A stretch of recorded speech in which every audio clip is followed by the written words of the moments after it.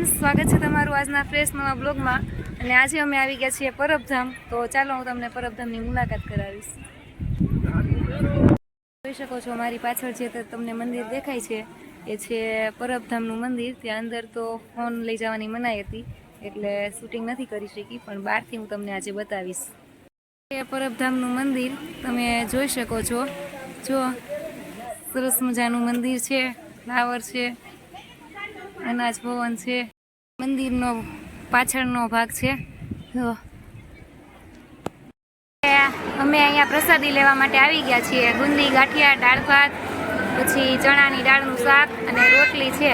સાનવી જમવા માટે બેસી ગઈ છે। સાનવી હાય કર દે આમાં। તો ચાલો પ્રસાદી લઈ લઉં। સુવિધા છે તમે જોઈ શકો છો મિત્રો। અને અહીંયા જો નારિયેળીના ઝાડ પણ છે, કેટલા સરસ મજાના છે। હા, વરસાદ પણ આવે છે ઝીણો ઝીણો, એટલે સાનવી ઓઢી લીધી છે। મંદિર છે સરસ મજાનું, જોઈ શકો છો। પછી અહીંયા બતકવાળું છે, હું તમને બતાવું છું હમણાં, 1 મિનિટ। જો અહીંયા સરસ મજાનો આ રીતના પાણીનો કુંડ છે અને એક બતક છે એની અંદર। અને અહીંયાથી હવે તમને આખો મંદિરનો હું બતાવું છું લુક।